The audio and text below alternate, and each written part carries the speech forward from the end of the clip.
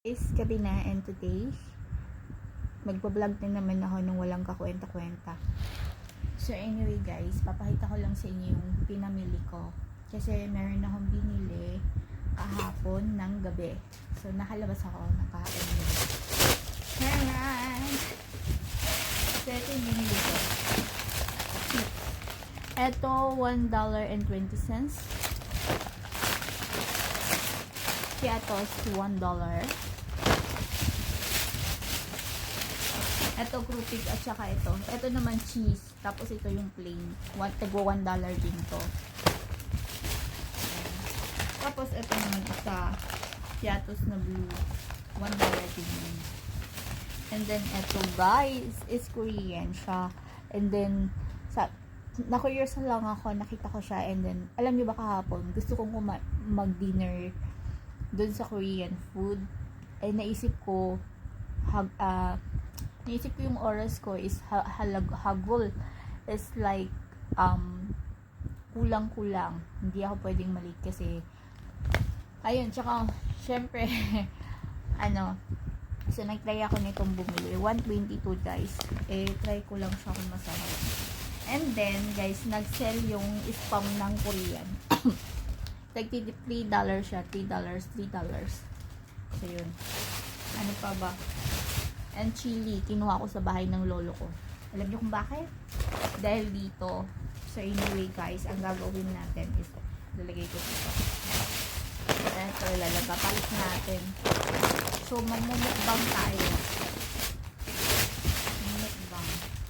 Ito. Ayan, so ang gagawin muna natin, ilalagay muna natin itong, mawubadan pa. Ilalagay ko tong chicharon dito para easy for me na makain. Ayan. Ilalagay natin yun. Pabuhay ko ito. Alam niyo ba, pag napunta ako dun sa sa bilihan ng Asian store, lagi ko itong hinahanap. Dati free lang to eh. Kapag bumibili ako ng $10, nagkakaroon ako ng free ng ganito. Pero ngayon wala na. So, okay lang. Ayan guys, ang sarap. Ang saya-sarap. Ayan tayo. Sarap. Ang saya ko. So guys, dahil na naman tayong ipa-vlog. Ito muna yung ipa-vlog natin. May kukwento ko lang sa inyo. Kahapon, naghalo-halo lang naman ako dun sa Asian store. Tapos, kumain ako ng sisig. And, pagpet sisig, yun ang kinain ko. So, kain tayo guys. Ayan. Eto, suka to. Suka na lalagyan ko ng chili. So, na ba yung tinidor ko? So, buksan natin. Ayan. Para masaya. Tapos, isasaw-saw ko itong Mahilig kasi akong kumain. Mahilig ako sa chichirya. Alam niyo, bawal sa akin to kasi di ba may bukol ako. Pero hindi ko naman nafe-feel na meron talagang bukol. Yung bukol ko parang ubas lang. At saka, 40 years old na ako. Sabi naman ng doktor, kapag wala kang nafe-feel na matigas dyan sa tiyan mo, ibig sabihin, wala na siya. Wala siya. Pero kapag meron kang nafe-feel, uoperahan. Ayan. Pero dahil na naman ako nafe-feel, okay naman. Kaya ayoko ma-stress. Ayoko meron nagpapa-stress sa akin. Kaya lumalayo ako kapag meron nang i-stress sa akin, lumalayo ako. Ayan guys, excited na ako. Sarap.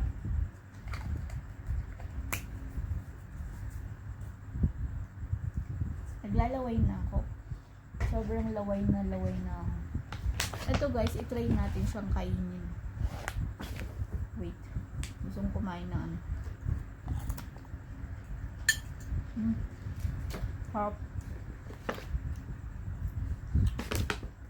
Kaya natin ito. Kung anong lasa.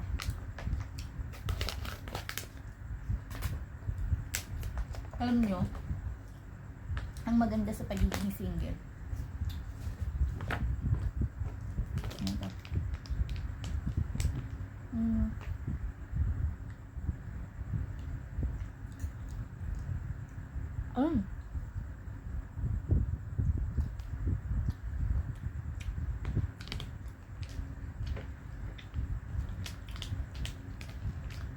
tofu.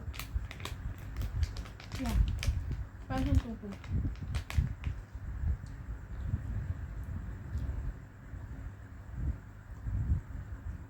Harap.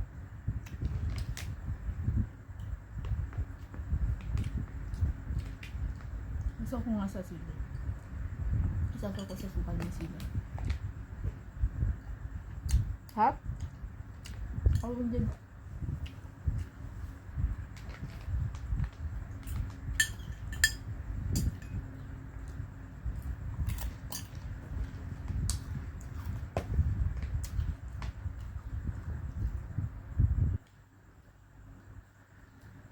Tofu nga. Tofu. Balik ako dun sa Korean shop. Mura lang naman 120. Yung dalang 20 cents. Totoo yung sinasabi nila. Kapag single ka, mabibili mo lahat ng gusto mo.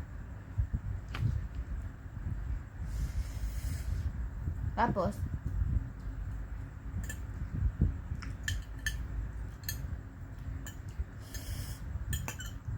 ang sarap.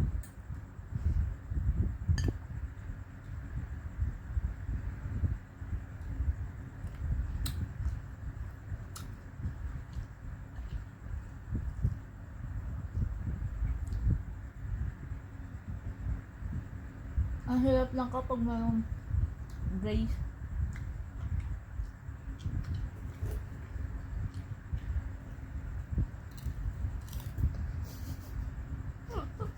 Mayroon.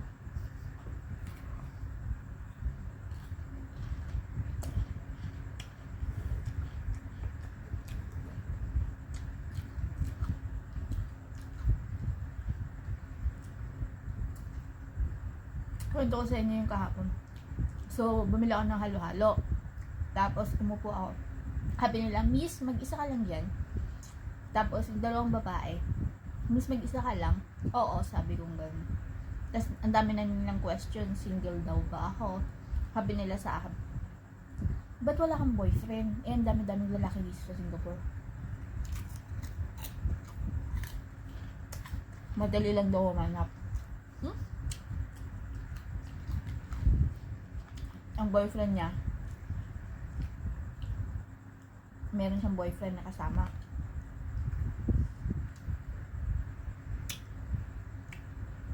Tapos ininsulto pa ako. Mag-ayos ka kasi para magka-jowa daw ako. Kasi ang suot ko lang tsinelas.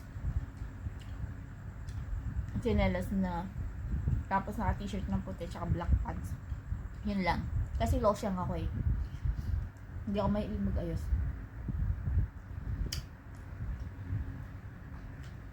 Tapos, nag-ayos ako. Tingin nila sa akin. Ganun.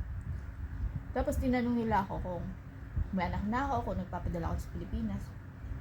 Tapos, nung nalaman nila nagpapadala ako ng Pilipinas, sabi nila, bakit ganun kalaki binapadala mo sa anak mo ganyan. Tapos sabi nila, tinanong nila ako. Sabi ko kasi, hindi ako nagbibigay sa mami at papa ko. Bunso kasi akong anak, sabi ko. So, solong-solo ko yung sahod ko, sabi ko.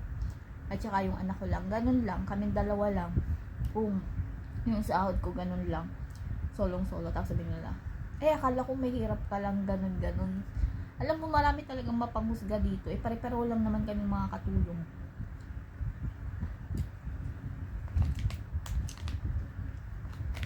Kaya ayoko makipagkaibigan sa mga Pilipina, ibang Pilipina, hindi ko naman nila lahat. Kasi mapanghusga sila. Wala kang ginagawa. Tahimik kong makain ng halo-halo, ang dami na nilang tanong. Pagkipanamit ko, kung nakikialam.